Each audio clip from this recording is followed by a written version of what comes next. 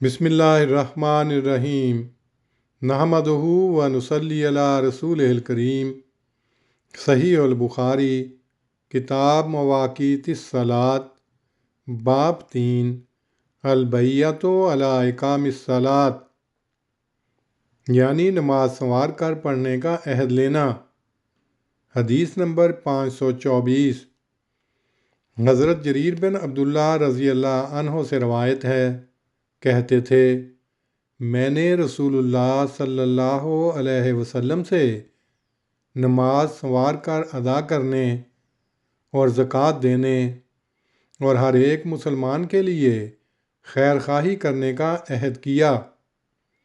تشریح: اقامہ یقیم و اقامہ کے معنی کسی کام کو ٹھیک طور پر کرنا اور ہمیشہ جاری رکھنا۔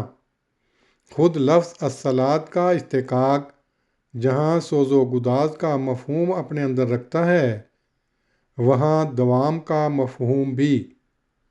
مبتدی کی نماز کمزور حالت میں ہوتی ہے، اسی کمزوری کو مد نظر رکھ کر اقامت الصلاۃ کے یہ معنی ہوں گے کہ نماز ٹھیک طرح ادا کی جائے۔ نبی صلی اللہ علیہ وسلم مبایعین سے توحید اور رسالت کا اقرار لینے کے بعد نماز سنوار کر پڑھنے کی بیعت لیا کرتے تھے۔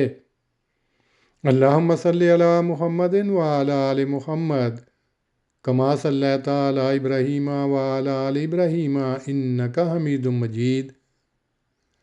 اللہم بارک علی محمد وعلی آل محمد کما بارکت علی ابراہیم وعلی آل ابراہیم انک حمید مجید۔